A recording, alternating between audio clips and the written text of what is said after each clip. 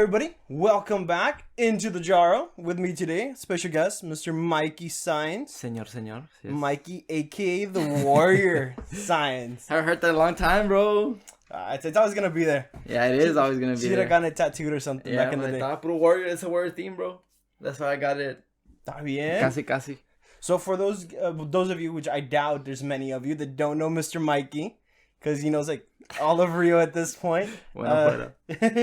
He's a friend of mine. We met we knew each other in high school. Yeah, we knew each other in high school, and I know we got really close when you went to the gym. Yes. When it was here in Rio. Yeah. That's when we started like every day chilling out and then training, chilling. Were we hanging out before that? Because I remember we used to hang out all the time. That we used to hang out here. Yeah, we used to hang out here. But was that before or after we were going to the gym? That was before. Yeah, that was before. Right? Because I think that's like right after high school. Yeah, it was right after high school when we started like, chilling and shit. Because we had that weird thing where like we knew who we were. We just didn't talk. It was like, oh yeah, I know Mikey, he's in wrestling. Yeah. And I mean, that was about it. But I mean, shit, dude, you're a man of many talents or many hobbies, I should say. Yeah, como dicen, the jack of many trades. Yeah, pretty much jack of all trades. Jack of all trades. So just a quick rundown. Like I said, we've known each other because of high school. Mm-hmm. We did MMA together. we did MMA together. Then after that, you kind of went off and you did your own thing for a while. So I'm not sure you want to start talking about like your MMA career first, since that came first. Yeah, so we'll go into the MMA career first. So I started training when I was 18. Started training under Embo Taekwondo, which turned out to be Embo MMA back in the day. Yes, this is what, back 2012. 2012, yeah. 2012, and yeah, I started going, and I remember my first day, I got my ass whooped. Whooped, bro. We talked about it. I think it was the last podcast. Me and Chao, how the initiation was to get your ass kicked by somebody. Yeah, to know somebody who's been there for a long time. I remember it was a black belt that kicked my ass, bro. And I remember I was outside, and my brother was like, "Bro, you got your ass beat." I was like, "Yeah, I know." I was outside, and my coach, Mike Marrero, he went outside, and he was like, "You used to wrestle in high school, right?" I was like, "Yeah, I used to wrestle." And he was like, "You know that wrestlers make good fighters and blah blah." You know, basic talk you into it, basic man. talk. And he's like, "Keep coming, man, keep coming. Like, I see a lot of potential in you, this and that." And I was like, "All right, I guess I'll come." And then I started training more and more, and my goal was to beat that dude that kicked my ass, bro. Like every day, little fire, man. Yeah, every day when I would go in, like I would tell the guy, "Let's spar afterwards." And I remember this was the first time I asked him, like he thought it was like a challenge, and I was like, "Nah, bro, like I don't know anything. Why would I challenge you? You know, I literally just know how to wrestle, which is don't put your back on the mat." Exactly. Which is like the opposite of MMA, because you want to, if you're on the mat, you'd rather be on your back than not be on your back. Yeah, so I started training, and then to the point where that dude left, and it was, I remember when my first fight came around, my coach told me and this other guy that was training with us, he was like, "It's a challenge. It's either you or him. And whoever beats we made it basically like a little tournament or a little challenge of who wins and you'll get the fight." And I remember that dude always get me, man. It always get me in jiu-jitsu because I was really bad at jiu-jitsu. I was really good at wrestling. I was really good at striking, but my jiu-jitsu wasn't there. And like he would always get me. If it makes you feel better, my everything was bad. Like my ground sucked, my stand-ups, just everything. Hey, your face could take a punch though. Yeah. That was the only thing. I could tire them out with my face. That was the strategy. Just tire them out that way. Yeah. So I got to that point where he was like, "It's either you or him." And I remember like I would train every day. I would get there like kids class, women's class, and then the MMA class. I would do everything every day, and I would help out Mike with the classes, and that's how I got a little bit better and better. And I remember the day of, it was actually, instead of being that guy, it was me and Canelo. I remember Canelo. It was me and Canelo. Dude. And then I remember Mike was like, "All right, go. Like, put on the gloves. Whoever wins is going to get the fight." And I remember, man, we fucking went at it, bro. Just boom. And Sifu, the master of Mike, the Kaju Kempo master. That guy was like a state champ or something, wasn't he? He was a kickboxing champ. There you go. Yeah, he was a kickboxing champ at the time. Fast, that dude was fast, bro. Yeah, that shit was scary. Like when he would be like, "Oh, just 1, 2, 3, and then he would do it full speed. It's like, Full dude, you didn't even speed. move. Yeah. Like, what the fuck? Yeah, that dude was something else, man. And he's still around. He's still training. I know he's had a gym. Yeah, no, he had one here in town. Yeah. I don't know if he still has it or not. I haven't. Yeah, I knew he had one in his house for a while, and then yeah, but yeah, and then afterwards he was like, yeah, Mikey takes it, and I started training for the fight. I remember I had to cut, I think it was like 20 pounds. Bro. I remember that shit. 20 pounds in one day, and I went on this diet. It was a caldo. It was just the veggies, no salt, no spices. It was just because fucking salt is gonna swell you up. So the point of that was you eat that for a week and then you shed all the fat. I remember I lost. Dude.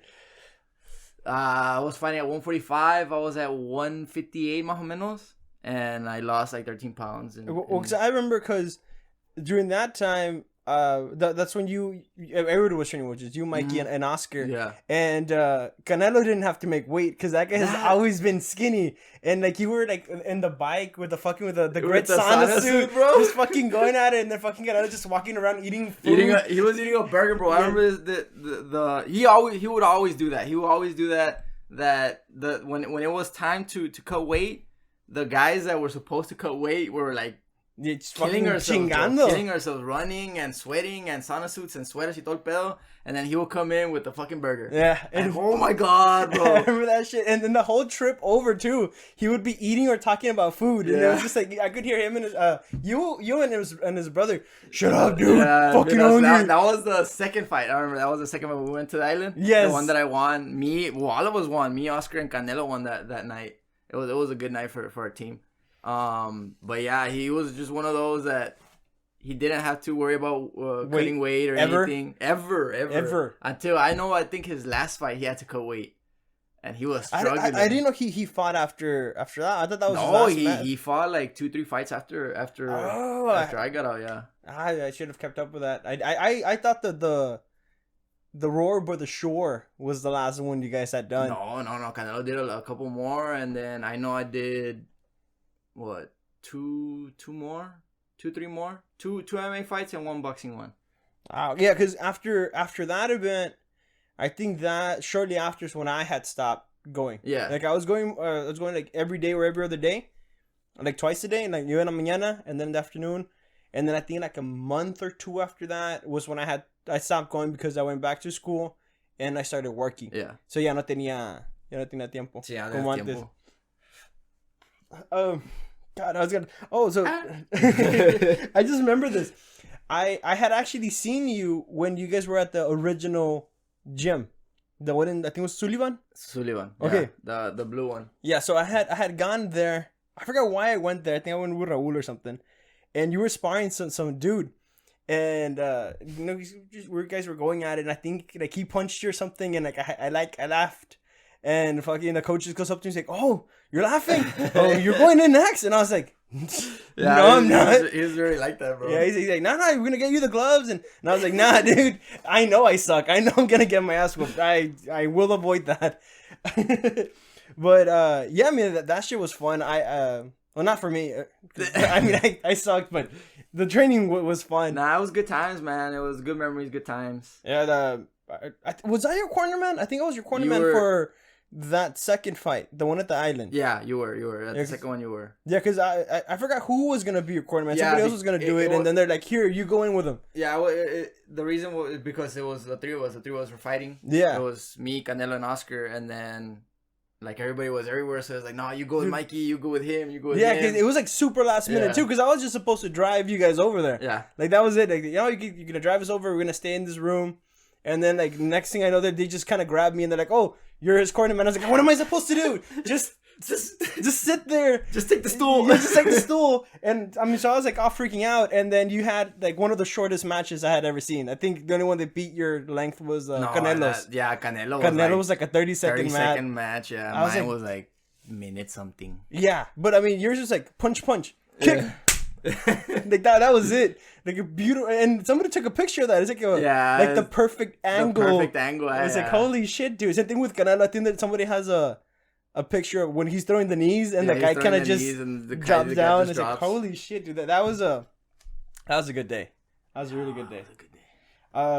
But I mean, after that, I know you went on your own married way, and you did the army thing. So we just passed Veterans Day. So are you considered a veteran already? Yeah, because I'm considered better. Are you considered a veteran? Okay. Well, thank you for your services. Thank you. So you did 6 years? I'm currently serving though. Yeah, I'm 8 years in.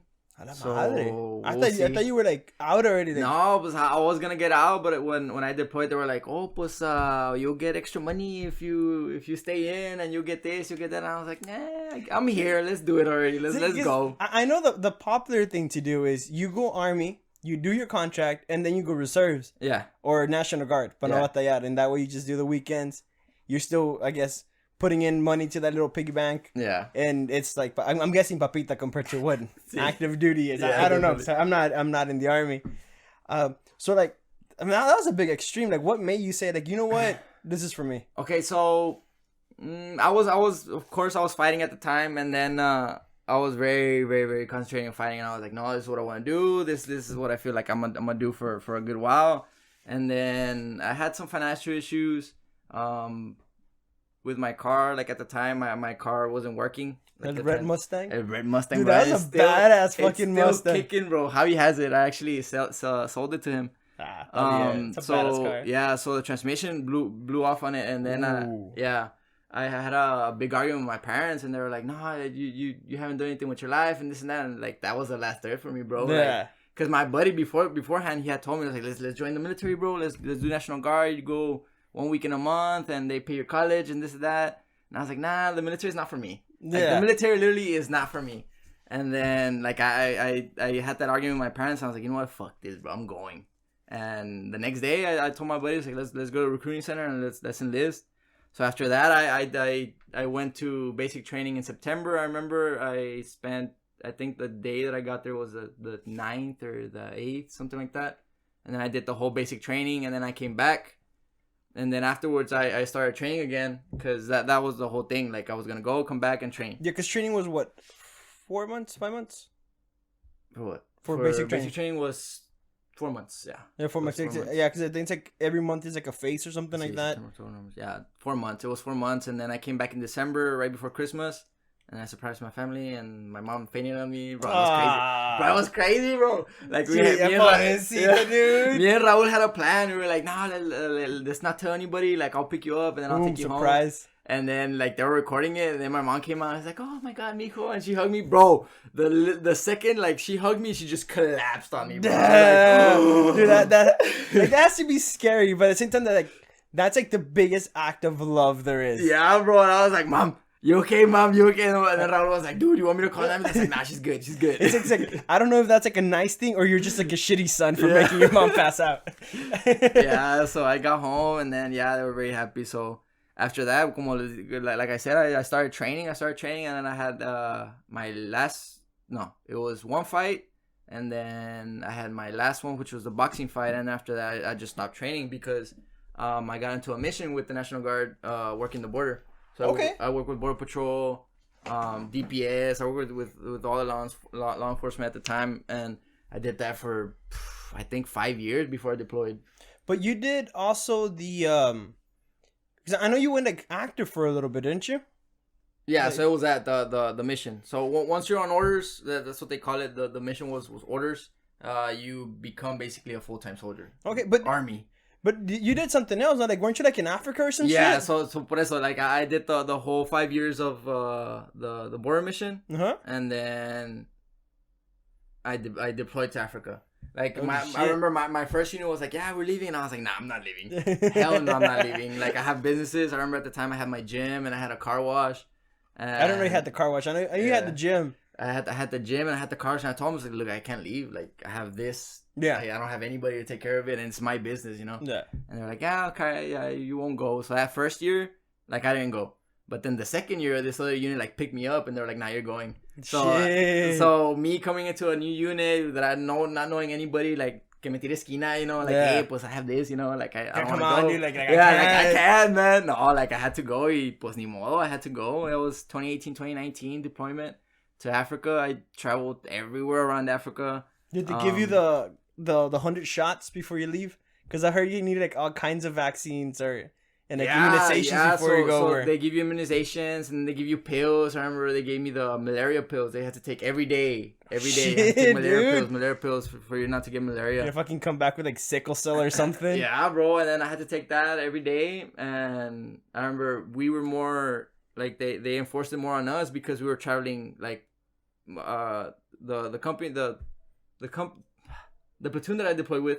Our task was we would fly out with the Air Force. Okay. So we'll fly out to, let's say, we were in Djibouti. We flew out to Yemen. We flew out to Mogadishu, to freaking Gabon. We traveled all of Africa, so we had to take that like constantly, like every day without miss. Which I've heard. I don't know how true it is. You know, you can probably correct me. But you want to travel with the Air Force because they get the nicer things. They do. That's what I've heard. Like they have like the nicer rooms and like the better food. It's like if they hang out with you guys, it's considered like hazard pay for them or some shit. Like Air Force la tienen papitas. Like if like, anybody wants to join the military, Air Force is the way to go. You will experience less discrimination from the other branches. Yeah, bro. Because Air Force, they have everything cake. I remember when we deployed to Gabon, we stayed in tents and they stayed in hotels. Yeah, like 5-star hotels, bro. Yeah, I've heard because I have a buddy of mine that's was in the Air Force. Yeah, he's already out. But yeah, he's like, yeah, nah, dude, like being deployed is badass because we stayed in these real nice hotels and we can order like lobster and steak. Yep. And like everybody over there is like eating what's it called, the dry foods. Yeah. The MREs. The MREs like with like water and just just the water and mix it and then heat it up. Yeah, you know, kind of pray for the best. They had 5-star hotels and yeah, Air Force is the way to go, guys. Just saying. Did you see any crazy shit in Africa? Because I mean, like it's gonna be a big difference from the U.S. I saw a lot of stuff. I mean, we got shot at a couple of times in Africa. A lot of no times. Shit. Yeah. Oh well, they have like a lot of militias over there, no? Yeah, but they have Al-Shabaab over there, which is a terrorist group in Africa. So when we would stay in Kismayu, we stayed with the special forces guys that were there, stationed there, and when we would fly out of there and mostly when we would fly into Mogadishu is when we would get shot at. Dude, that's gotta like fuck with you, dude. RPG'd, bro. RPG'd, shot at. Fuck that. And you knew that stuff like that was going on because when you would take off the C-130 when it would take off, it will pop flares. So it will pop flares for like heat seekings and stuff like that. Dude, that's fucking terrifying, dude. No, it's crazy, bro. Because I remember the second time it happened, like we had no idea. We were just flying in the thing. We were like all amarrados, and the plane took off, and then all you felt was just sink in your chair, like the plane banked like really hard. And when we got back, we went to talk into the place where all the Air Force like they give their briefings or intro or whatever. And they were like, you guys realize that you got shot at by an RPG? We were like, what, bro? Dude. We were like, what the fuck? It was like, yeah, you guys were shot at by an RPG. Que este que la otra. The guys had to take like a really, I think it was basic like maneuvers and shit. Basic maneuvers and hard left. Y este la otra. I was like, what? Dude, fuck that shit. And then when we were there in Kismayu, we were about to get picked up. And I remember seeing this from the far. You would see like the lights from the trucks. Yeah. Pero lejos. And then there's like in the middle of nowhere, bro. Like it's in a pueblito donde they have a little army base and like that's pretty much like the army base is like the town pretty much. Yeah, it's like an airport. So the special forces, and then on the other side is the Kenyan forces. Okay. I remember this convoy was coming in, and all you heard was the 50 cal. Dude, we were there, bro. I was there, and like next to the truck. Yeah, but it's like, bro, we're getting shot at. I was like, what? You were in army base. What the fuck? Yeah, it was like, bro, we're getting shot at. Like, let's put on our gear. Let's put on our pinche combat suit. Yeah. El Carol, and I was like, yeah, bro. I was really tired at that point. I was like, you know what? I just grabbed my rifle. I just grabbed my vest, me puse el vest, I grabbed my rifle, and I was there, bro. And I kept, so yeah, las balas por arriba. And then, like, once they got, like, halfway, I had no idea that we had like towers on the other side of the airport. Just fucking turned down or what? And they started like just. Oh shit, like, dude! Oh shit! Like from afar, like lejos de ves, and you can see the tracer on. Yeah. Like towards that convoy, el convoy nomás frenó. I remember frenar, and then they were just honking beep beep beep. So regresaron. I was like, "That's what you get, asshole." Dude, I've only seen videos of that shit. I think like the last thing that I ever saw was they were shooting like at a helicopter, right? And the dudes in the helicopter, like all they could hear was like a ding, ding. Where like I guess like so they would like the bottom and shit. Donde pegan los bullets. Yeah, and then they're like, oh, check this out, and you just like see the guy with like the mounted like it's turret or whatever the fuck it is, like just starts spraying at the bottom. And you just see like the little red dots, just the little red dots going down. I was like, holy shit, dude! Like that is. Why would you fight that? Like, why the fuck would you try to fight that? Like, that's just stupid. Like, I don't know. Yeah, crazier than that, pues nada. I mean, Africa was, pues es a third world country, bro. Like, you see it, and te sacas de onda, like, what you see, like, la gente en la calle, desnudas, and falditas, and well, like, I picture it to be, because, I mean, my only experience of Africa is what I see on TV, right? Yeah. So I picture, like, a lot, like, no roads, for the most part, and just dirt roads. And chingo de grass. Yes and no. There's roads. Like, there's a lot of roads. Like, it's just, pues, it's a civilized. Yeah, I mean, country, so the area we were at, it was mostly like Islamic people. Okay. So different cultures, like from where we were in Gabon. So you were more towards northern Africa then. Yeah, northeast, which is like northeast was like kind of close to not exactly Egypt, but that general direction. It's literally like the farthest northeast you can go, and then it's Djibouti, and then it's Yemen on the other side. Okay, but it's papaya. Dude, that shit's still fucking terrifying. Yeah, it's crazy, bro. I mean, did you fucking like I think that was me. I would have like all kinds of PTSD from that. Not really. I mean, you train for that, you know, like you train when you train. I mean, you train for that. How much can you train? Because I mean, there's only so much training you can do before you. I forgot what that was called. I forgot what it was called. Fucking PTSD. And no. In basic training, there was this thing you had to go through. Okay. And everybody has to go through it. I forgot what it was called, but there's two 249s and those towers, and they're shooting above your head, and you have to crawl all the way under that. Dude. Bro, that was crazy, bro. And that's all just fucking live rounds above you. Live rounds above you. And you have to crawl. Si te levantas, boof, te vuela la cabeza. Dude. Okay, yeah, no, that's a good way to get you. Yeah, so you get used to it, you know, like you train every day, and then pues I've done it for 6 years, and then pues, at the time 6 years when I deployed. So how long were you in Africa in total? Total it was 9 months. Shit, I mean you were 9 months. Pretty much a year in casi in Africa. Porque it was a month of training back home, y luego pues 9 months allá. No, it was like 2 months of training, 9 months allá, and the last month was I forgot what it's called, demo. So you come back, and then you come like pa que vean que no tienen nada, like basically like okay, or malaria, you know? These guys are good, can they go back kind of thing, like, or this guy not gonna kill himself, he's good. But yeah, you have to be there for I think I was there for like 3-4 weeks, bro. Just put them monitoring, doing nothing. Like you gotta make sure you're stable, dude. You went to the station. But they did your medical. You're done. You're done for the day. No puedes salir, no puedes hacer nada. You were just there in your room. Were you considered like quarantine when you were there? Because of the exposure? Yes, it's considered quarantine because of the malaria. So you llegas, they do your test, and then you go through all the medical. You turn on your equipment, que te prestaron. Hasta esa would have been like, hey man, can I keep the vest? Yeah. Or like give me something. Give me something, bro. Come on, dude. I just got shot at by a 50 cal. Give me something. I think I earned something. I had a free knife. Oh, there you go. I mean, it's better than nothing. I got a free knife. That's your little souvenir from Africa. So then, were you already doing the tattoo stuff when you were in the army? No. So the tattoo stuff. See, if you guys don't know who I am, I'm a tattoo artist / this, that. 100 other jobs. Jack of all trades. Yeah, Mr. 100 jobs at the same time. No, actually tattooing. I started tattooing when I was 18. So my first tattoo, I got it when I was 18. My buddy, rest in peace, Adrian, he took me to get a tattoo, my first tattoo, and I got a big ass chest piece. When I got home, my mom was like, "¿Qué chingados te hiciste?" Yeah, that's a big ass fucking cross. Yes, bro. And I was like, "Nah, pues I had to. I told you I was gonna do it." So after that, I was looking for another artist. I remember I met Javi, and like I would go every day after work, every day before practice, but because at the time I was going to practice.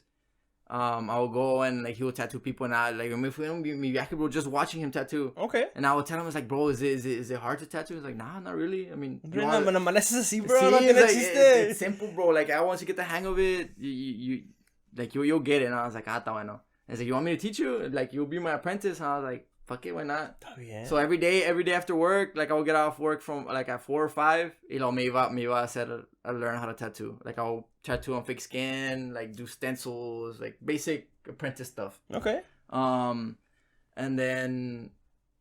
But were you already drawing by that point? No, like I used to draw when I was small. When I was in middle school, I used to draw a lot. I was very good at copying stuff. Like I was very, very good at copying stuff. Like I would watch like let's say a wolf or a fox, and I would draw it like perfectly. Okay. Yeah, because I've seen like the last two you did were badass. The Raphael ones, dude. Because I mean that's my favorite turtle because everybody knows Raphael is a cool turtle. The other ones are like, they're okay, but Raphael, that's where it's at. He's red, bro. He's the best. Yeah, exactly. And he has an R in his name, which makes him better. Yeah. Because I can be like, yeah, that guy's named that. No, it's not named after me, but we have the same letter. Yeah. So to me, that means Ricky. It doesn't mean Raphael.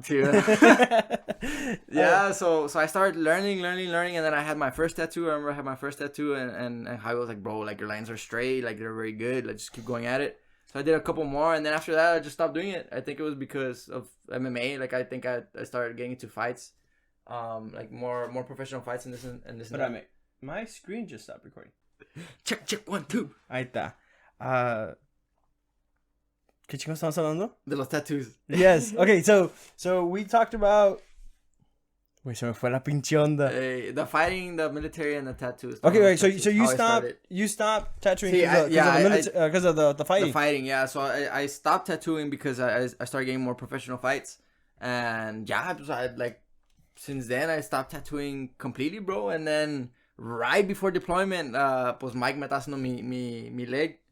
And I remember one customer had llegó and Mike was busy, he was tattooing, and he was like, why don't you tattoo, bro? Like, you're really good. And I'm like, we'll see. So el guy le preguntó al guy, le dije, hey, bro, pues, do you want me to do your tattoo? He's like, yeah, go for it. Y pum, se lo hice, and he really liked it. And I was like, man, I miss this. Like, I miss the feeling of, tattooing. Fucking going at it. Yeah, and then, pues, Mike was like, hey, pues, why don't you tattoo over there? Like, así haces feria, like, on the side, because they're military people. Like, military people get tattoos. I was gonna say, those guys have, like, they all get branded depending on what unit they're in and shit like that. Yeah, he had told me, he's like, go, bro. Like, yeah, you take all the stuff. Like, llévate esta caja. Like, here are the machines. Just take it. And I was like, bro, I don't want to get in trouble. It's like, if they tell you something, nomás diles que estás practicing on fake skin. I was like, fuck it, So I took everything over there. So basically, the Africa deployment was a trial run for my tattoos. But every time I would tattoo, like, I would get better and better and better and better and better and better. And then people started telling me, it was like, hey, but why don't you open up a shop? I'm like, nah, I really don't. I don't want to. Like, I don't feel like I'm that good. Yeah. And everybody's like, nah, bro, like, your tattoos are really good. And I was like, nah, no creo. Están dos, tres. They're alright. They're okay. Y pues sí, like, I think I did over, like, 25,000, bro, tattooing over there in Africa. Fuck, dude. I did chingos of tattoos. Like, that's basically where I got my niche in the realism that I do now. So I got back. And I remember I did a little studio shop in my gym. And I was tattooing there. Pues, I would do it just on the side because I started working again on the mission. I got back and me agarraron otra vez. Like, hey, you're back. Jump on mission. Está bueno. I jumped back on the mission, and then, like, I would do it every now and then. Like, I would tattoo here, I tattoo there. And then, like, around January, Javi called me. He was like, hey, bro, like, I want to make a business. Y pues, I'm a businessman. Yeah. Pues según dicen, yo no sé. Según dicen. He was like, I want to open up a tattoo shop going like you, me, and Noe. Like, I mean, we know each other for a long time, and I know we can do it together. And I was like, no, but you know what? I'll look into it. I remember I was in San Antonio at the time. Cuando llegué para atrás the next day, I hablé con él, and he started giving me his ideas. And I was like, you know what, bro? Like, this is a good opportunity. Yeah. See, if let's say the mission ends, the military ends for me, whatever, I get injured or whatever, like, tattooing would be a good little side thing. Good little side thing I can have. I was like, you know what? Fuck it. Let's do it. So, le comencé a invertir, bro. Le comencé a invertir. We started buying, like, the chairs, started getting the place together. The pintura, pintamos in a week. We painted everything. Started getting everything together. Pues, yeah, since February, we have our shop there. Está bien. I thought you guys had it for longer than that. Mm-mm. So, because I remember, is it with Noe's old shop, was that, or was it a different place? No. So from my understanding, Javi opened up a shop in Rio, and on the two-story building. Yeah, okay. I remember that place. I thought that was Noe's place. No, that was Javi's, and then Noe was there as another artist también. Oh, okay, yeah. That's I think we went there once because I think we were gonna train or something, and we didn't have a place, so we went to the tattoo shop. Yeah, we actually got a place next to the tattoo shop. Okay, the gym was there. I went there like one time, I think, and that was it. See, and, Mike movió el gym ahí next to the tattoo shop. Yeah, see, and I always thought that was because I only knew Noe, so I was like, oh, it's Noe's place. I still haven't met Javi. I've yet to meet him. He looks cool as shit though. Yeah, this is cool. But I haven't met him. That's fucking crazy, man. Small world. So then you guys have been the coalition technically has been around since February. So that's February just like because I talked to Noe a little bit about that. So the way he explained it's kind of like it's just one building divided into 3 sections. Yeah. And you kind of do your own. See, we do our own stuff. Look, like whatever you make is whatever you make, But it's between the 3 of us. Okay, no, I mean that's pretty fucking cool. I'm gonna ask you the same thing that I asked Noe. What is like the craziest tattoo experience you've had? But I haven't had many crazy ones, bro. I mean, that's what he said, and then he told me he knocked out a guy. So I mean, I don't know. I don't think y'all's definition of crazy is like the same as like regular people, especially after you've been shot at a couple of times. No, fíjate que no. I mean, I remember my cousin. He came in and was like, "Bro, I want a tattoo in the neck." I was like, "Really?" It was like, yeah, like it hurts, dude. Bro, I want an owl. I was like, bro, are you sure you want a tattoo in your neck? He was like, yes, I want an owl. Yeah. So no le puse tanta atención. Le dije, está bueno, you want an owl, está bueno. So le dejé que pasara, pasó un mes, pasó 2 meses, bro. Like by the 3rd month, he called me. He's like, bro, I voy para allá, creo que me hace tattoo. I was like, what? And he's like, yeah, se llegó, pum, le puse stents and I started going, bro, pum, se quedó bien dormido.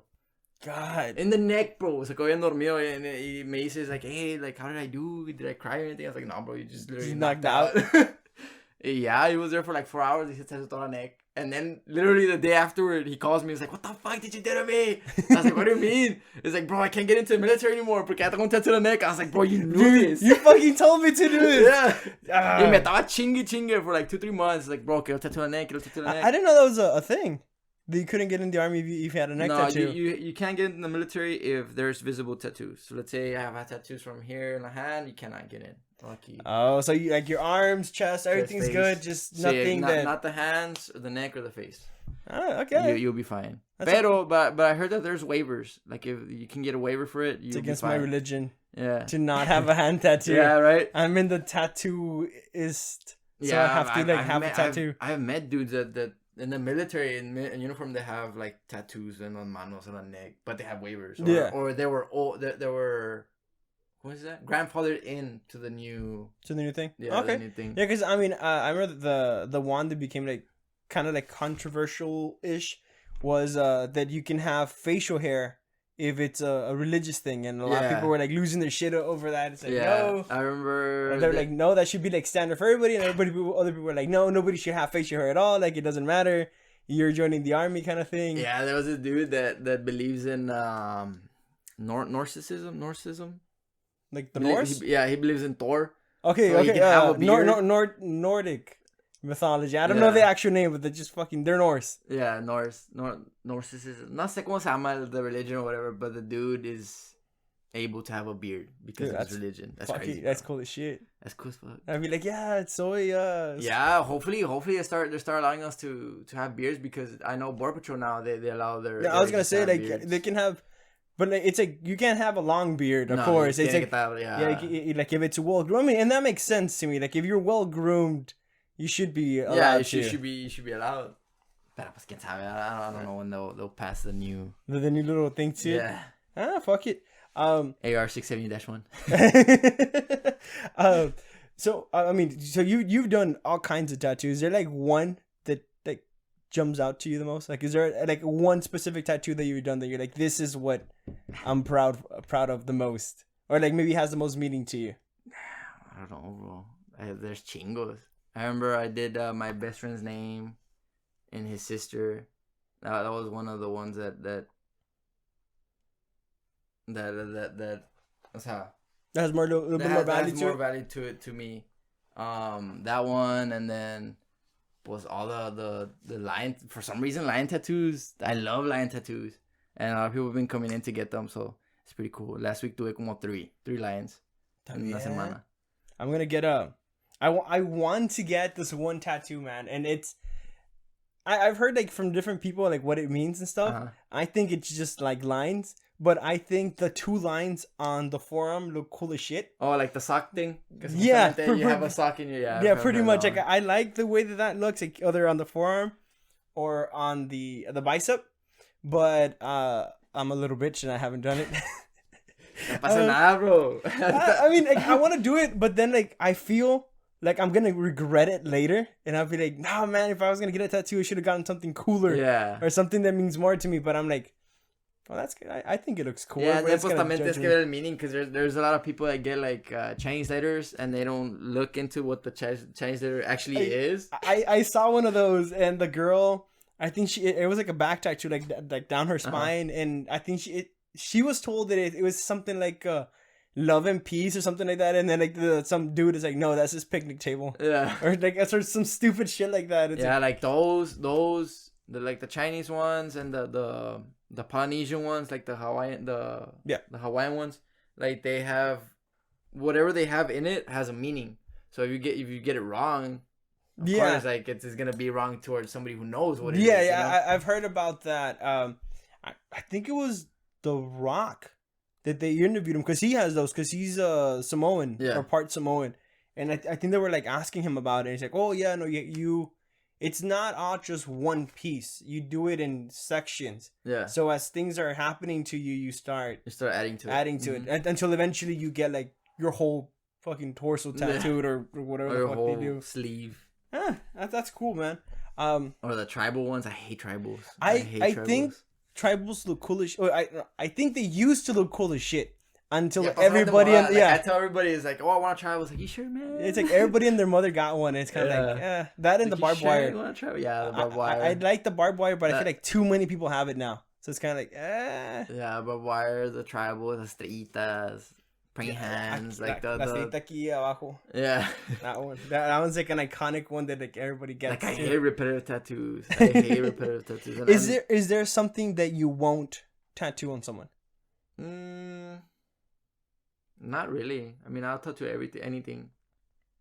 There's no limits on me. Okay. Like I don't put limits into my work because it's my work. It's not, you know. Yeah, no, because I've heard some people that like Noe, for example. Noe said that he won't do anything for La Santísima. Like he won't do. Yeah. I know Javi doesn't like those two either. Yeah. But quién sabe, I don't know. I mean, me personally, it's not on me, so I'll do it. I mean, it's my art on you, you know. Fuck it. But I really don't care. Lo que caiga. Lo que quiera, con que me pagues. That's all that matters to me. So I mean, I'm not sure if you want to talk a little bit more about the C.R.W or your shop in particular, the Warrior.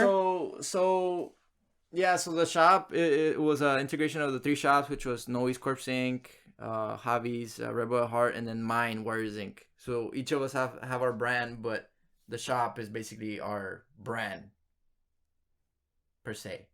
You know, you completely lost me, but I'm just gonna say yes and just agree with you and just nod and be like, yeah, definitely. Gotcha. Yeah. No, so we're trying to make our shop the most a different shop, because people like they have this image of a shop being a ghetto shop where you come in and there's like prints all over the walls. And I was about to say, I like how you say ghetto and then automatically point at my wall. And it's like, okay. No, I didn't think my wall was that ghetto. I kind of like it. I think the blue is pretty, but okay, I guess I have a ghetto wall. No, like you know, your typical shop where you go in and there's like Chicano style, you know, and stuff like that. So ours, we're trying to make it more revolutionized, more modern, different from your regular tattoo shops. We have art from different artists. Oscar has a lot of art in there. Javi has a lot of art in there. AJ, our Prince, has a lot of art in there.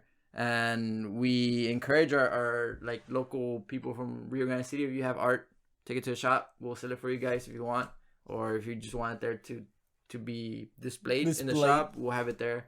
Like my station, bro. I don't know if you've seen my station. My station's anime everywhere. Have you posted a picture of your station? Yeah, the last time I posted was when I got the speakers, I think. I don't think I saw. But, yeah. I actually I got a notification yesterday from Facebook for y'all's page. It was like you've been selected to have the badge for top something. Okay. Yeah, top fan. Yeah, top fan. Yeah, Okay. It gave me that thing. It's like I wanna look how you can like look who's a top fan, because we want to do something for the fan, for the people that keep up with us. I know it has a section for it because it's on our page too, where it says do you want to turn on top fan badge? And I think it just barely released it because I think Chao said that it sent him the thing too. It's like, hey, do you want for the top badge to show up? But I don't know if it like shows when it comments.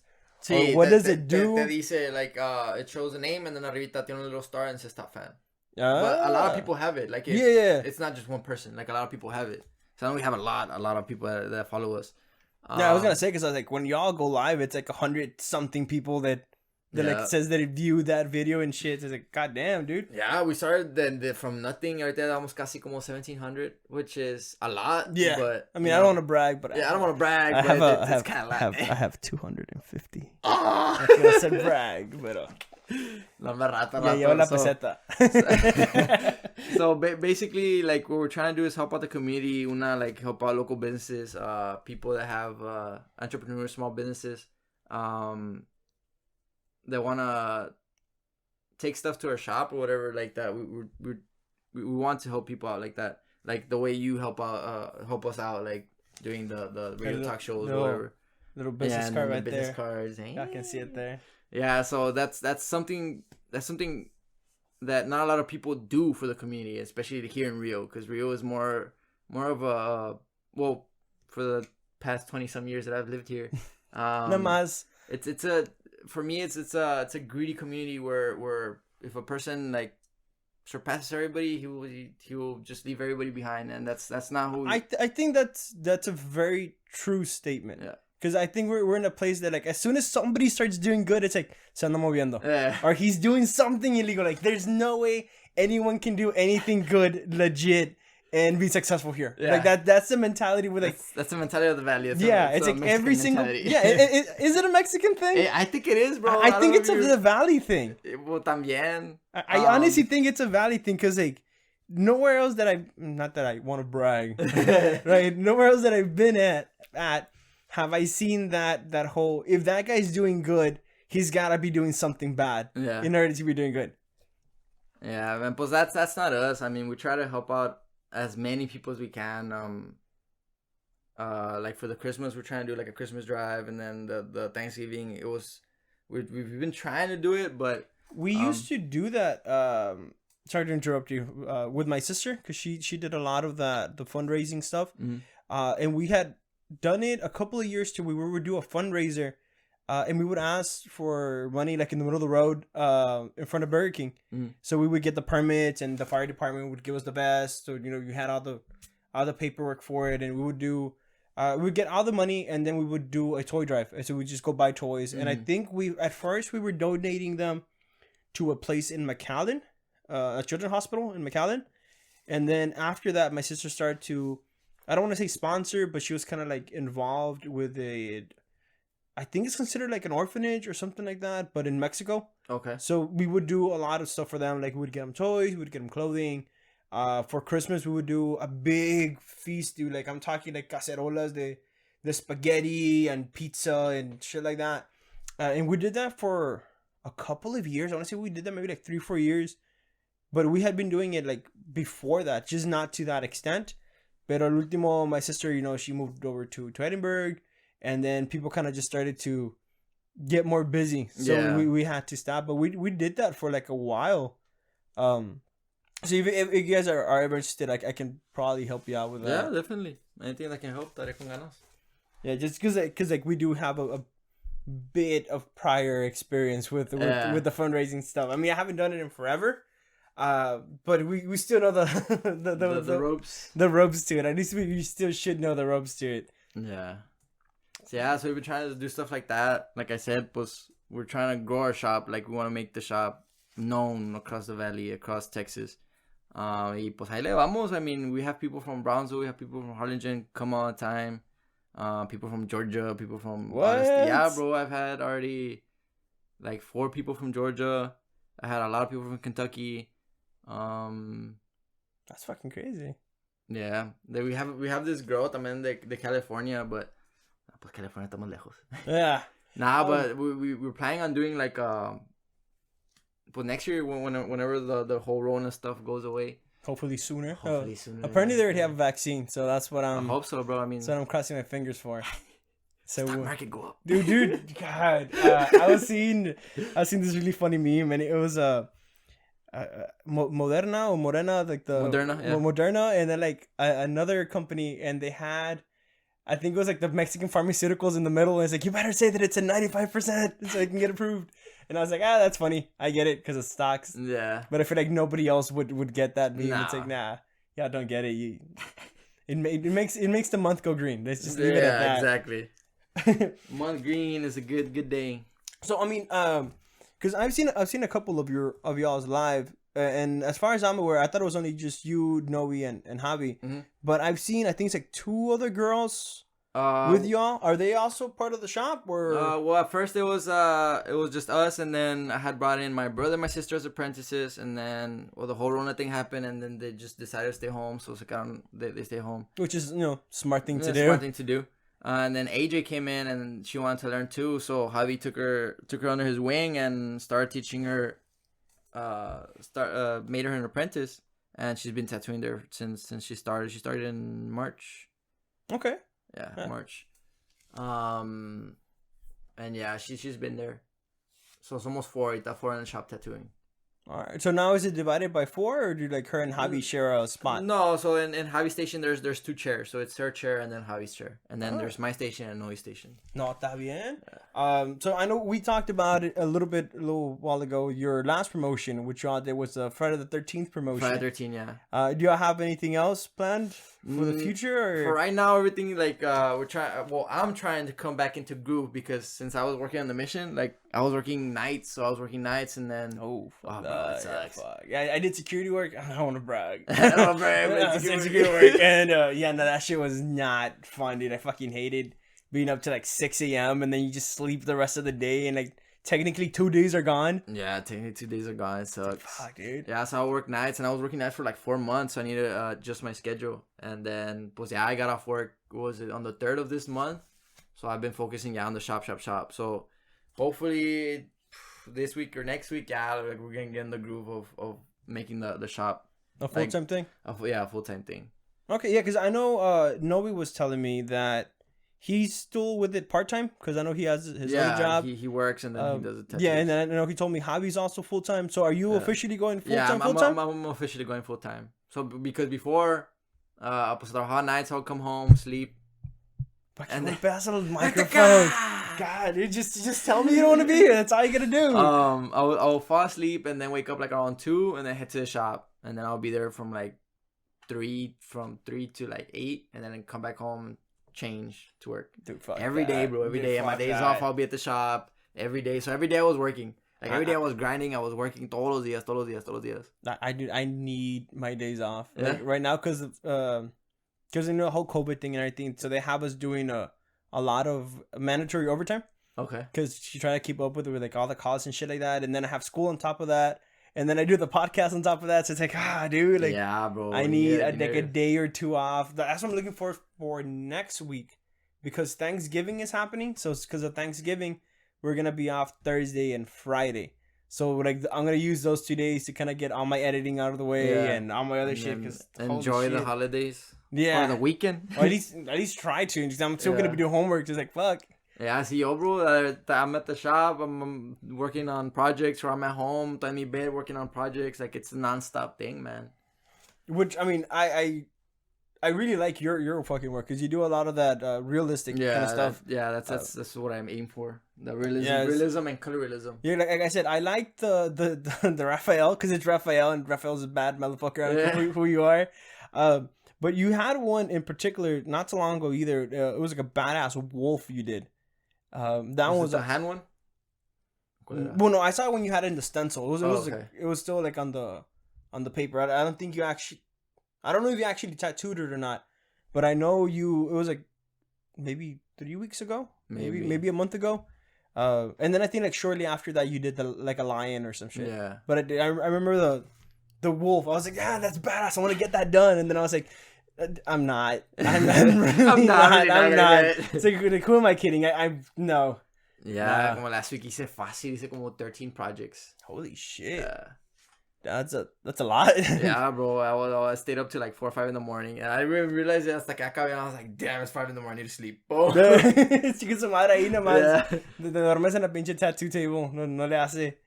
Yeah, work never stops, man. Work never stops. Which is a good thing. You don't want it. You don't want it to stop. That's one of the few things to take. I think I was telling Chavo last week too, and I was like, man, I hate that I'm bitching about it. That I have so much work, and there's like people out there that had to be let go and shit, and I'm over here complaining. It's like, man, talk about a first world problem. That is like the definition of a first world problem. Exactly. It's like I have too much work. I heard this saying today is like it's either having problems is bad, but having no problems is bad too. Yeah. Yeah. It's crazy, bro. I can get behind that. I've been listening a lot to these two dudes. They're from Monterrey. They have a Spanish podcast. So their show's called Cosas, right? And one of the dudes is like, he's like a little machine of just quotes, and he can like quote you all kinds of shit and all kinds of authors. And I'm like, how the fuck do you do that, bro? He'll be like, sí, esta fucking badass quote here, ya, que lo dijo el escritor something. I'm like, en el año 1980 y I'm like, how the fuck? Like, there's no way. Like, you have to like research it beforehand or something to remember that. But I mean, there's people that are there's people que tienen cabeza. Mi brother, bro. Mi brother me inventa, ¿cómo dice? The facts, Did you know facts or what? No, it's just random facts. Okay, facts I have that. I have so much stupid information in my brain. Like, uses facts, basically. Uses information, uses facts. That's what I have. Like, I'm just like a little combination of like dumb things. Like, and I hate it because it'll come up like in the most random moments. Like, I'll be with my girlfriend or something and we'll go out to eat and I'll see something stupid. I'll be like, like for example, like we'll see like a neon sign or something. And we're like, did you know the neon sign, like the gas inside of that is called I think it's like it's not pronounced kryptonite, but it's like krypton. So it's very similar to it. I'm like, and I learned about it because I thought it was the thing that made Superman weak, and it is not. It is a big lie. But yeah, like I'll just go like on a rant with like stupid shit. Like, my brother's the like same nada one, que ver. That or random facts. That or anything that's comic book related. Yeah. I will start going on a rant because why not? You know, the information's there. Might as well. Yeah, but when you know, like when there's topics or stuff that you know and deep part that you know that this is this is that. Like you'll talk like out of your ass, bro. From all the shit that you know, it's crazy. I used to do that a lot. I don't do it as much anymore. The whole just like going on rants with people. Cause I don't know. I think I'm in that stage of life that I'm getting old, and I'm just like I don't want to bother anymore. Like, I'm like, I don't have the energy. I got other stupid shit to do, other pointless, useless things to do, than educate you about the facts of life that you don't need to know. It's funny. Yeah. Is there anything you want to plug? ¿Qué más? I don't know. Dime tú. Let's talk about stocks, bro. Let's talk about stocks, man. Let's talk about stocks. So this month was a good month for me. Yeah? It was, I recovered what I had.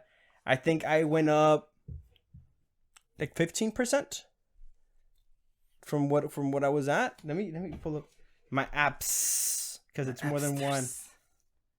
I mean, I don't service. I can't. Mira, you should have given me the Wi-Fi. But yeah, this week I was up like 20 something percent, bro. It's crazy.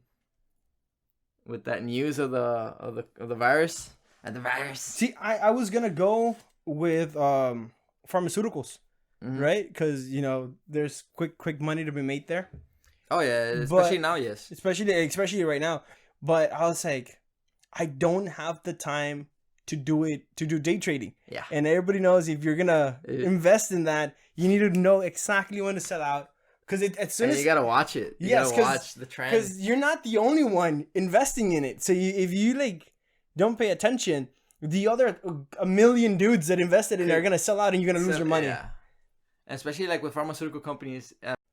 That I'm gonna clap again. So, all right, there we go. Not that bad. So before we got so rudely interrupted by the camera, yeah, not that we're having issues or anything, but for like the third time today, whatever. It's the new set. It's like I can't adjust to the new pretty lights, or that, or it hates my poster. One of those two, which I got today because Mal Morales was the shit.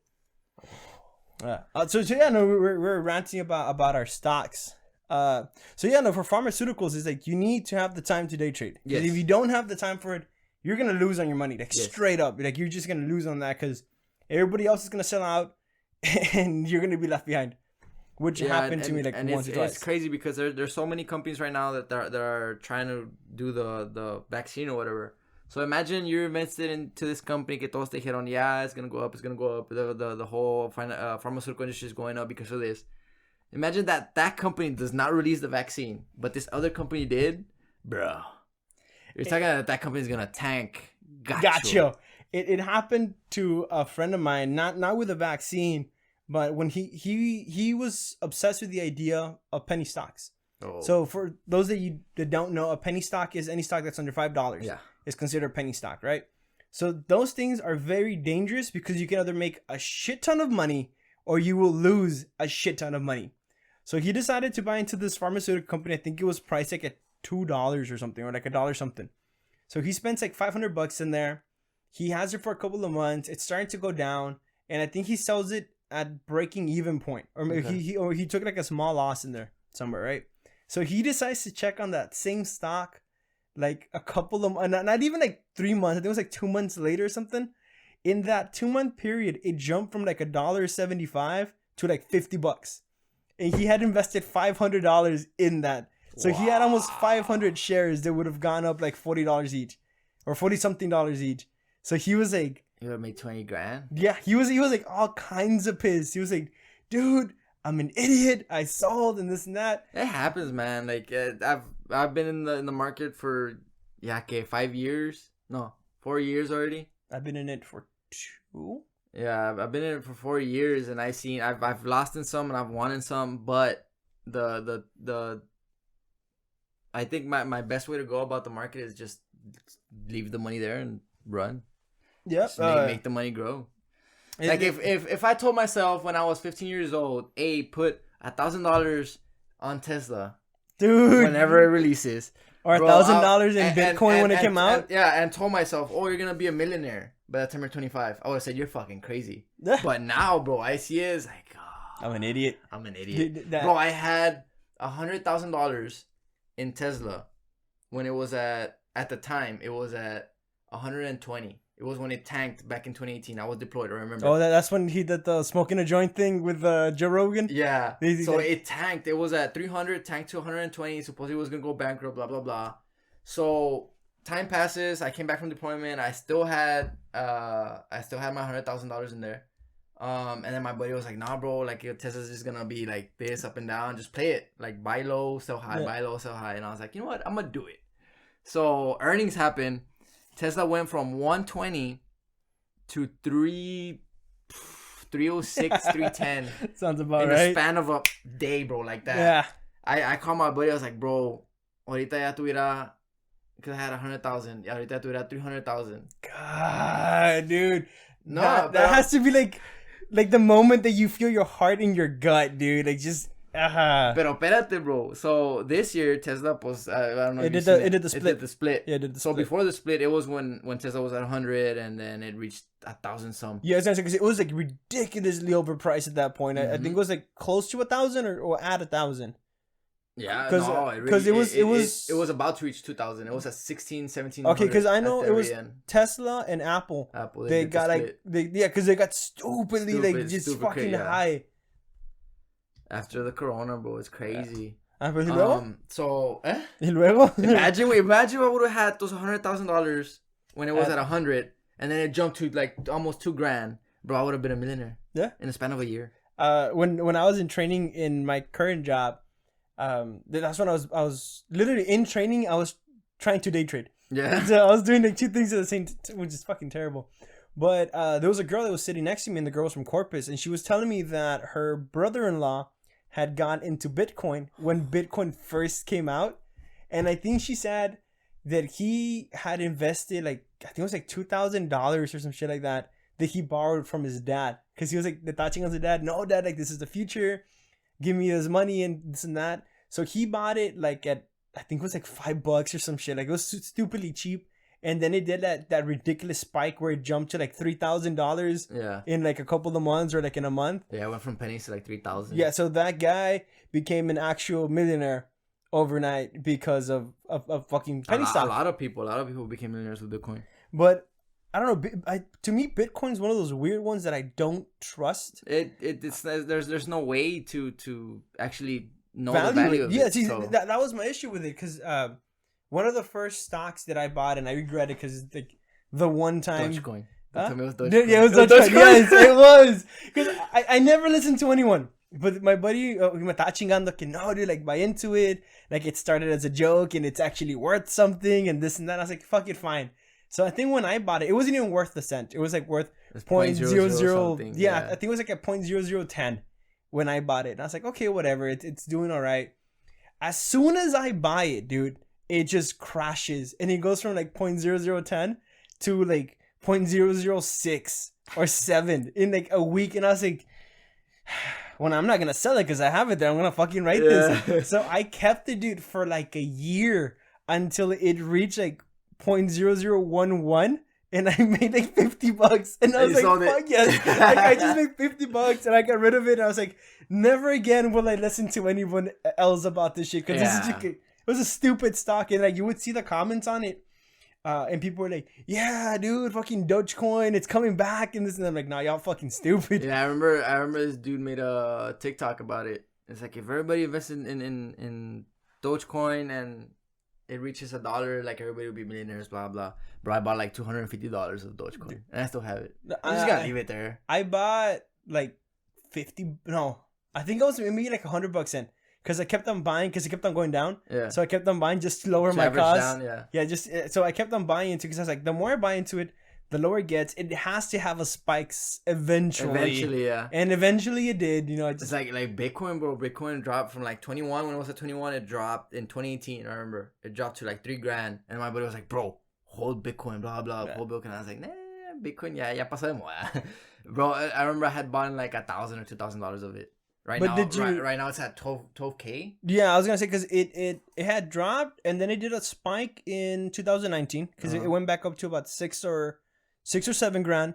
Then it dropped again for a little bit. Yeah. And then it went back up to like 10K or something. Yeah, right and I was like, holy shit, like dude. 10, 12, something like that. Yeah, like that shit's just fucking like, god damn, dude.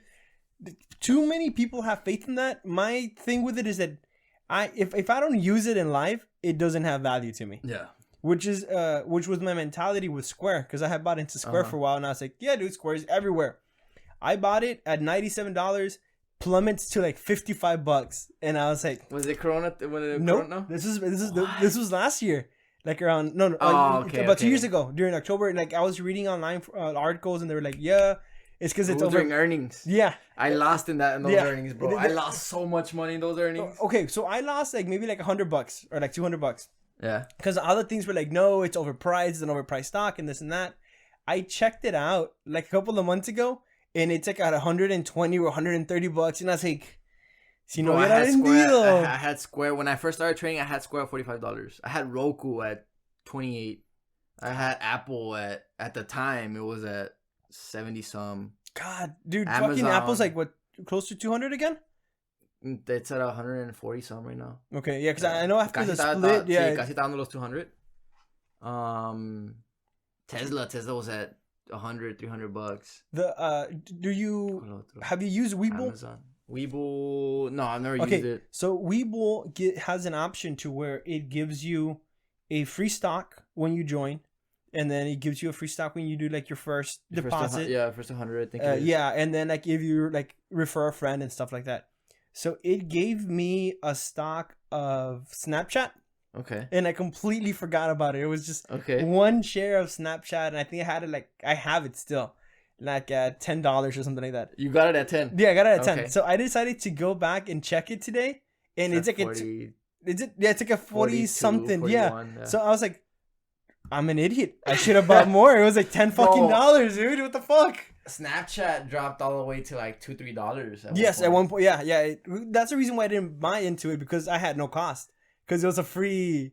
It was a free stock they gave me. Yeah, it was a free stock. So why, yeah, I was like, I'll just leave it there, and it had just had the dip. Yeah. And so I was like, whatever, it's just gonna be in the background. If I ever want like $5, I'll just cash it out. I told I'm an idiot. jingles of people, bro. I told a lot of people. I remember when the market dropped in March, June.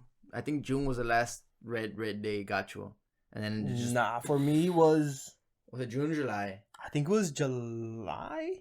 Because all of June was probably red. Yeah, all of June was red, and I think July was like the worst for me, because I do long term, so I don't do anything that doesn't have a dividend pretty much in it, except for the only company that I own that does not have a dividend is United Airlines. Okay, I have one too. And that's just because I'm waiting for the Rona to finish so I can sell it again at like $80 or 90, bro. 80-90. I had when pues cuando todo pasó, I put 1,000 shares in holy shit in United Airlines, which is like 30-some-thousand. Y lo vendí at 31, bro, because it dipped. Yeah, I was like, you know what? Fuck this. I don't want it to go to 20 and I lose like 10-15K. I got scared because of that, because I have a pretty low cost in it. Yeah. I think in Webull I have a cost of like $25 per, and at Robinhood I have like a 28 or 27. So it's low because right now it's like at $40. It's at $40, yeah. Yes. So I had bought I think maybe like $1,000 worth, which was like 50 shares or something. Mm-hmm. So when the last dip happened, I had a stop loss at like $33, and I sold half of my stock of United Airlines because of that. And I was like, shit. And I was like, let me buy back. And I was like, no, it's at $40. I'll give it a month for it to go back down. Sí, pues cuando todo eso pasó, like, so here's the thing. A lot of people became millionaires because of the Rona también. Oh, you do fucking Amazon? Amazon, Tesla, fucking Apple, like everything that dipped during the whole, when Corona happened. It's like doing amazing now. They're double, tripled, or quadrupled already, and then they're already like normally trading. It's crazy. When things started getting better, I got into Cheesecake Factory. I got into United Airlines, Cinemark. Dave and Buster's, dude. I've made money with Dave and Buster's. I told my friends, like, look, bro, Dave and Buster's is like at $3. And he told me, he's like, I want to buy it. I was like, I don't know, man. Do you? I bought it like at $12. ¿Sí? I think it was. No, mi friend lo vio at $4 or $5, and then like 2-3 days later, ya estaba como $12. Yeah. I bought it at 12 because a buddy of mine told me about it, and I was like, maybe not. But I did want something in the food market because I didn't have anything that was food at the time. So I bought Dave and Buster's, and I kind of same thing. I bought it and I just left it there, and then I checked it again last time, and I think it's at 20 something. 30 something. So I think I have like it's more than that because I have an over 100% margin on it. I think it's like 110 or something. Probably, yeah. So I think it's like around $30 or $40. But that one's one of those two that like caught me off guard because I was like, well, I figured with the whole Corona thing, it was just gonna bomb. And no, Dave and Buster's, Starbucks is another one that I have that has been doing good somehow after the Starbucks, McDonald's, after the shutdown. Basically, like the big companies that the tank, they're higher than they used to be. It's crazy. Yeah, I mean, I'm waiting for the next big bailout because they're gonna have to do one pretty soon. They're gonna have to do another bailout, and as soon as they do that, so, pues I received the letter. Que va a haber otro relief supposedly. So salimos a relief, boom, va a tronar otra market. Yeah, that's some kind of like. And then right now, what I'm checking on or trying to see is what's the next. The next. I can tell you what the future is already. The next reversal. I can tell you what the future is, man. Anything that is electric is the future. Yeah. Anything that's green energy is the future. I bought I have a company. I think the ticker is like BEC or BEP, Brookfield Renewable or something like that. Okay. That's the name of the company. And they gave me a free stock just for owning. Like Robinhood gave me. I guess like the company itself just did like some kind of split, and I think they gave it to me like at $40, and it jumped as soon as we got the president elect. It jumped from like $40 to like $80. Yeah, because anything that's green energy, Tesla's another one that is just gonna jump back up. So I need to get into Tesla before it's too late. Which I think it's already too late because it's like already like at $490. It's at $490, bro. Yeah, I'm kind of like, but it's probably still gonna go even higher than that. So there's probably still money to be made there. Oh no, yeah, not as much. You still got Cybertruck. You still got full autonomy. You still got, if they do the Uber / Tesla driving by itself, that's another one. The whole the solar thing that they have going on, the truck, and then they're gonna release a $25,000 car in 3 years, I think. I don't know about the car one. Yeah, so they're trying to release an economic vehicle that everybody can purchase. That's the Ford mentality, man. The Ford mentality? Yeah, the Ford. Fucking what's his name? Ford, the guy they had the Ford company. That's the whole Model T thing. Was like, I'm gonna make a car that anyone can afford, so that I can sell. Yeah. Which is the same thing. I mean, like, if you can make a car that everybody can afford, everybody's gonna buy it. Have you heard of this company? Sama Neo. No, I didn't have Neo. There's a guy that in one of the groups that I'm in, dude. That guy became a meme because of Neo. He had invested $28,000 into it, and it just plummeted, and it's recovering again. So they keep on like tagging him and posting like, "Hey man, what happened?" Bro, when I got back from deployment, Neo was at $1, and I had bought in $10,000 of it at the time. Holy shit, bro! Neo's at 40, casi $50 right now. Okay, but that's because it just barely recovered. Because it had gone down to what, like $10 or like $20. It had done like a huge dip recently. From like $2-3, boom, subió todo para arriba. But I know it had a dip because this dude, like, they kept on making fun of him because he lost like half of his money because he had everything in Neo, which is like rule one: don't invest in just one thing. So this guy decided to do that, sold out, and as soon as he sold out, the stock went up, and he was like, "Fuck it, I'm just gonna invest in the dollar store." And I think like Walmart or Apple was like some other random company he invested. I'm like, nah, dude, you gotta invest in Microsoft. That's where it's Spotify, at. Man, when they released that Joe Rogan thing, dude, that from like 100 to $300, dude. They say that he got paid about $100 million to sell his podcast to Spotify. Like $100 million, dude. That's fucking ridiculous. Imagínate, Tequila in a jarro, fucking $100 million. Eventually, that's the goal. That's the goal, bro. Sell out as soon as I can. Like a true American. Gotta love capitalism. Exactly, bro. But yeah, man, that's living one of the dream. Yes. That's one of those things that I'm like kind of like debating whether or not to keep on going more into, or not more into, but get different companies. I'm thinking of just investing more in what I already have that I know is working for me. So the thing, como te digo, when the whole the Corona thing happened, I had talked to a lot of people, bro. For them to invest with me. Les dije, mira, the market is down right now. I did the same thing, but always goes up. No one listened to me. Exactly. So, yo les dije, mira, I have, at the time, pues, tenía como 30,000.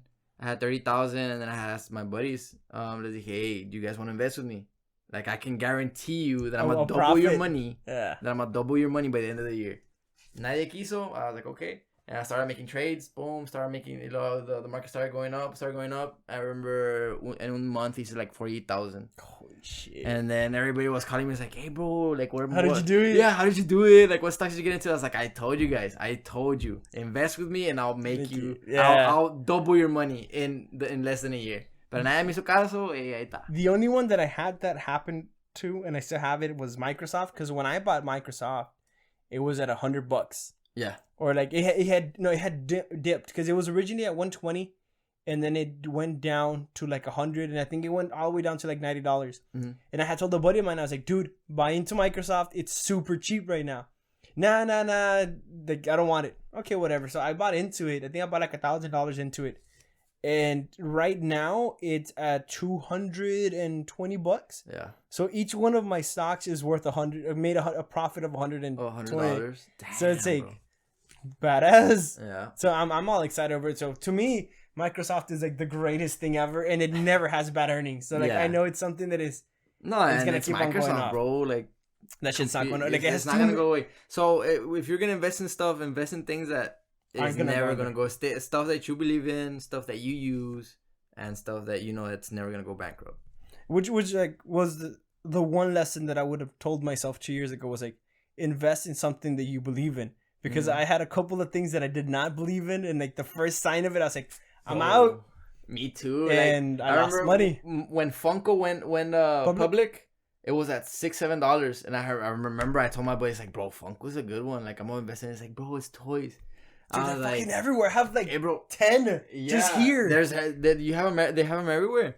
So it was at $6-7. I was like, like I guess I want to invest in it. Like 4 months later, it went from $6-7 to 32, the highest. Holy shit!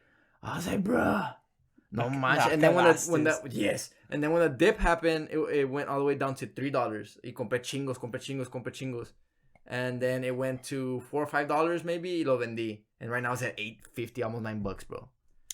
I had what I did was I went to the mall, and I was just looking up every big store that I could see there, and I was just looking up their stock to see. It's a good way to do it, bro. I follow this guy, and I've shared his stuff with a lot of people already. He has a group chat, a Discord, where he goes to the stores, and when the whole Rona thing happened, like he goes to the stores and takes pictures of how many people are in the store or how much of the product is in the store. I remember he started taking pictures of Charmin must have made a killing. Oh yeah. It's called Fizz. It's the company that does the LaCroix Fizz water. No idea, dude. No, I'm not that fancy. Yo pura Aquafina and Dasani. Pura agua la llave. Si tengo suerte. It's like I have an empty glass bottle of Boss. It's this sparkling water thing, and he started taking pictures of all the like the aisles in the Tanesa water, and there was none. And then when they reported earnings, like they blew earnings, got you, and right now it's like at the time it was like at 40. Right now it's like at 90 some. Holy shit, dude! See that's the scary thing with like the stock market, because it can happen like this. Chingos. Y no sabes qué cosa es. Yeah. Like the least noticeable like stock will do that. It happened to my sister, and because she's barely getting into stock. She just started a couple of months ago, and what she did was she went and she looked up stocks that were under $1. So she bought like a random one for like 75 cents. And in a week, it jumped from 75 cents to $5. And she was like, oh, I made like, I think she made like $10 or something, right? Because she had only bought like $2 worth or whatever. And I was like, dude, do you pay attention to the percentage, yes, bro? That's what I tell a lot of people. Pay attention to the percentage that you're making, not the money. Exactly. I was like, you just invested like $100 in that, dude. Like, look at the amount of money you would have made. Yeah. And she's like, sí, fíjate. And I was like, oh my God. Yeah, that's what I tell a lot of people. It's like, don't look at the money that you're making. Look at the percentage. Yes. Because it's como le digo. Imagine if you put 100, 1,000, or 10,000, 100,000. Multiplied by 10. So you make 100% of $100. It's $100 you're going to make. 100% of $1,000, $1,000 you're going to make. 100% of $10,000. Yeah. You're talking about $10,000, bro. Dude, you're doubling. You're literally doubling your money. That's like my final goal, to have as much money in profits as I do invested. Yeah, so I've been doing chingos of research, especially now that I have like more free time, and I came upon this thing. It's called the compound interest, the compound interest calculator. Oh, dude, that's the reason why I do long term, because that shit's amazing. Yeah, so the if you want to become a millionaire in like 30 years, you can do it in 15. But you gotta invest a shit ton if you you gotta invest, because it's like what, like $1,000 a month? $1,000 a month, casi. So for me, yo ya tengo, let's say $50,000 in the stocks, and then if I invest $1,000 from here in 5 years, I'll be a millionaire. Yeah, if I do it the right way. If saying that your stock's gonna grow a certain fixed percentage per year, which of course Tesla, Apple. Yeah, I did it with Microsoft, because Microsoft has been growing consistently every single year. Yeah. And I did the same thing too, the compound interest, because it has like a dividend and everything to it.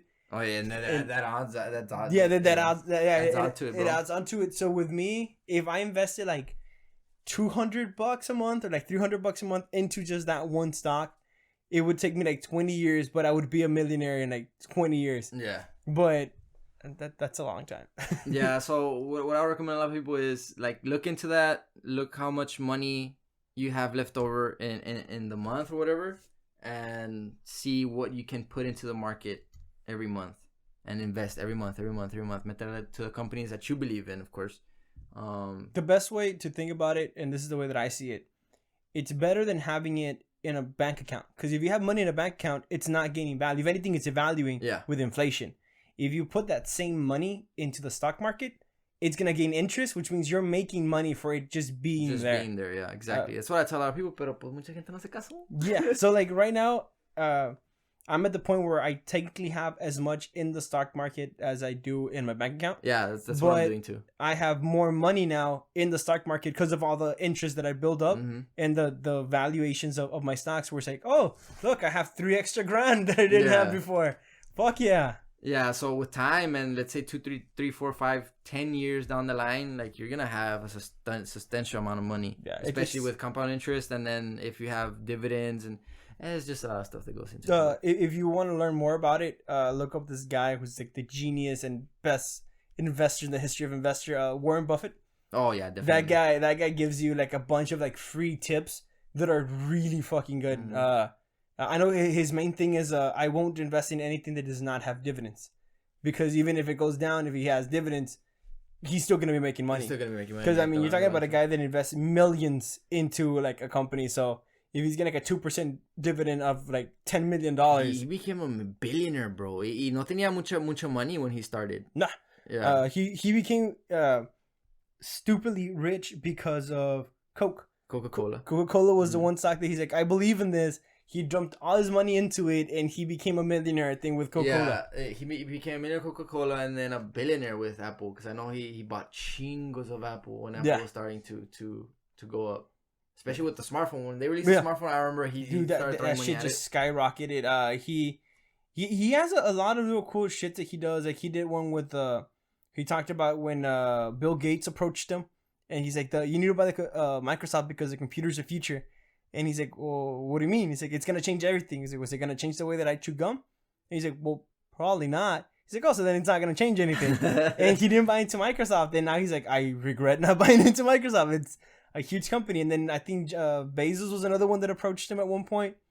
And he was like, it's an online bookstore. No, I'm good. Yeah. And now Amazon is like, the owner is the richest man in the world. Yeah. I was seeing this thing, dude, that goes fucking ridiculous. It's sad that if for every $10,000 you had a step, right? Like on a ladder. Every $10,000, everybody had a step. I think the average person would be somewhere like within like step 5 to 8. Millionaires would be like 10, and then Jeff Bezos would be so high up into the sky that he would be like miles ahead of everybody.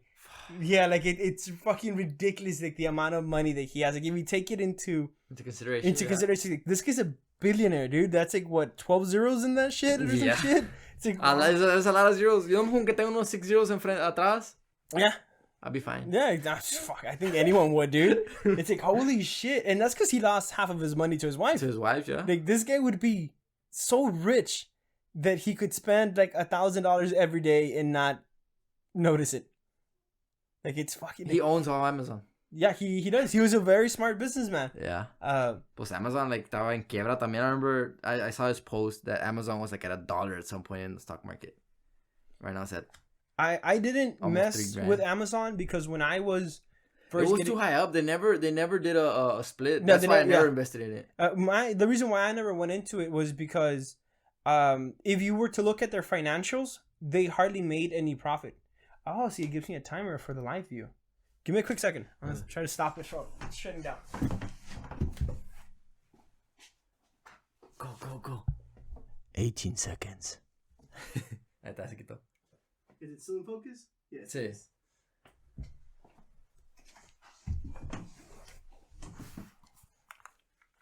Very nonchalantly just gonna come back and sit down on my chair again. Yeah,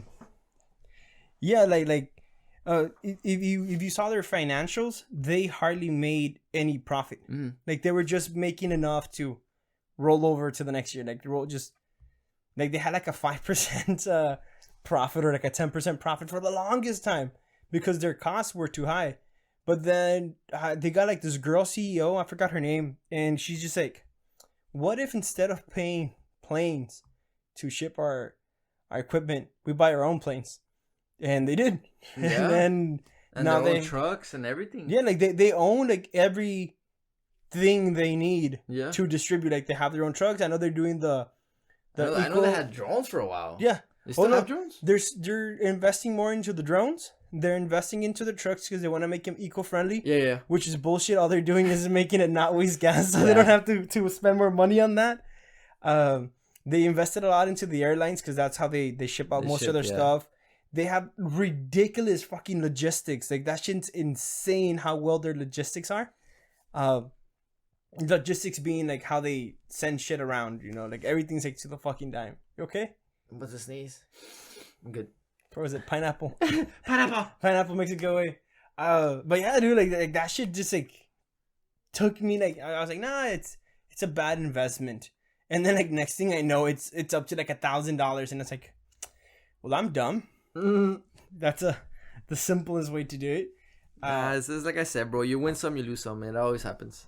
Yeah. But like if you have a good stock that you believe in, just leave your money there for years.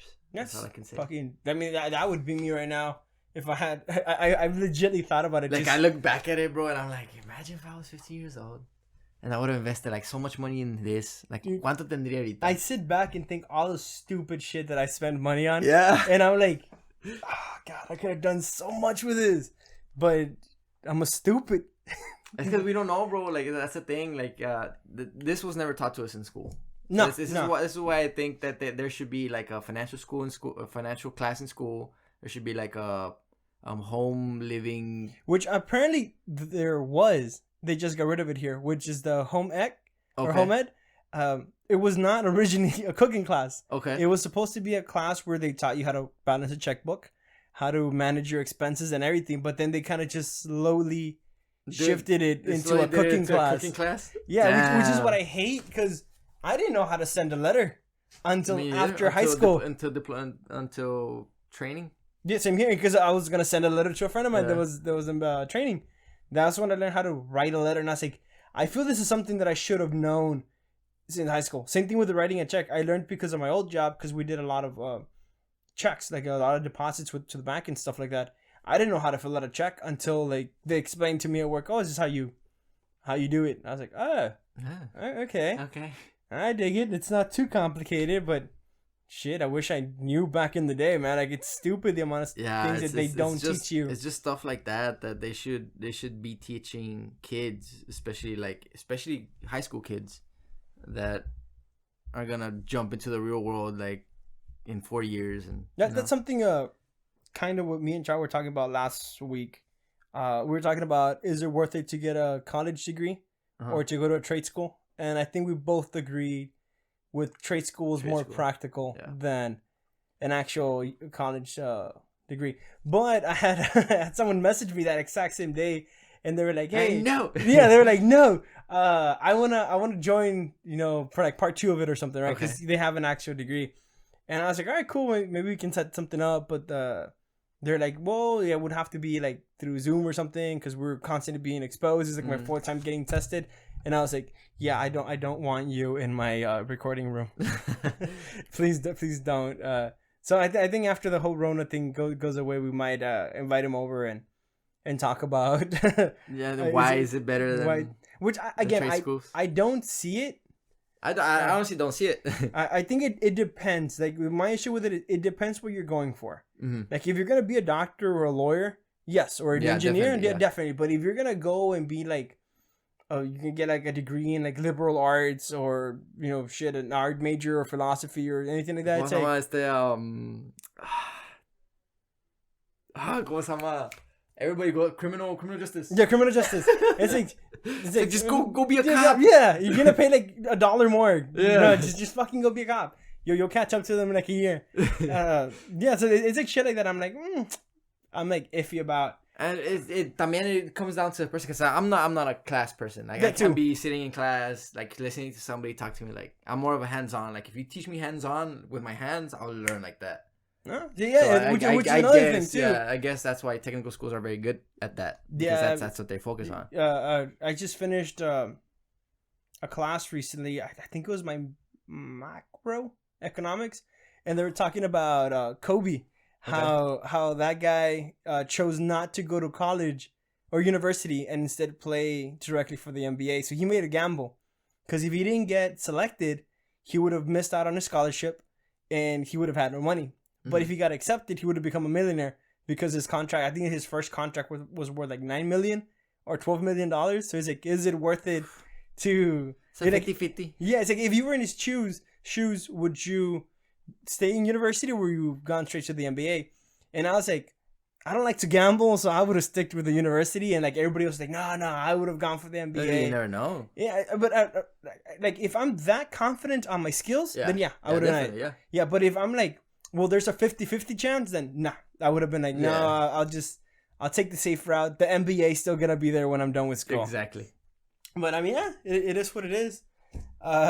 Shit, dude, we've been ranting about everything. Yeah, we've been going at it for close to about an hour and a half. Yeah, casi an hour and a half. Because of the two slight technical difficulties that we had. Is there anything you want to promote? Do you want to promote your page? Or? Yeah, I mean, if you guys want tattoos, hit me up at C.R.W Tattoo Collective, or myself. My Facebook page is Mikey Saenz. That's me. Personal page. Yeah. Yeah, I mean, our shop is called C.R.W Tattoo Collective. It's located in 100 South Corpus Street here in Rio. It's behind In Style Beauty Salon, a limited parking space, by the way, so you can park anywhere you want.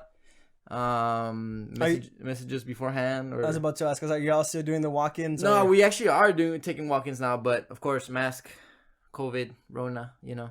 Okay. Yeah, today I went. Also 2 sleeves. Oh shit, dude. Bro. Fuck. Yeah, Saturday I have a sleeve. No, bro, like have fun. Oh yeah, it's well, to me it's fun. Like to other people, I don't think so, because you're sitting there for hours. Yeah. Dude, I sit for hours at my work, and I'm like, fucking hate it. I love it, bro. I mean, tattooing, and then by the time I know, it's like, oh damn, you pasaron 4 hours. Shit, that's crazy. It's crazy. Yeah. So yeah, let me know if you guys have any other future promotions, and we'll definitely we'll see if we can share them on our side. We'll see. No, pues para Thanksgiving no creo. Ya va a ser que next week. Yeah, next week. I think this is gonna come out. No, this is coming out this weekend. Yeah, I was gonna say it's gonna come out for Thanksgiving, but it's coming out the weekend before. Yeah, and va a ser hasta Christmas, because I don't think there's a Friday 13.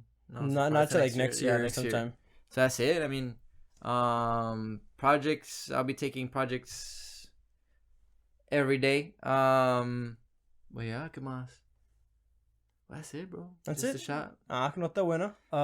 I'm excited because I have more people like my page than I have friends on Facebook. Yeah. So I'm excited. It happens, bro. That is like the biggest accomplishment for me. For those of you who don't know, I'm not the most social person out there. Like, I'm kind of private with my Facebook, so I only have people that I actually know. I have to accept everybody, because if there's tattoos, plus it's money. Plus, yeah, I mean now I have to do that too. Like, I've been getting a bunch of friend requests now, so it's kind of like my friend list. Should I? Yeah, my friend list is going up, and it's like, yeah, I have to add people. Yeah, like, especially if you want to make your brand grow, bro. Yeah, so it's like how to do it. Yeah, I gotta start doing that shit. So for those of you that are watching this on the website, follow us at Facebook or Instagram at Tequila and the Jarro. Same thing with YouTube. YouTube releases the videos 2 weeks after they're out. So I think I'm like at episode 4 or 5 right now in the YouTube page. And if you're watching this on YouTube, check out the website, intothejarro.com. It took me forever to get that name. We'll catch you all around. Peace. Thank you.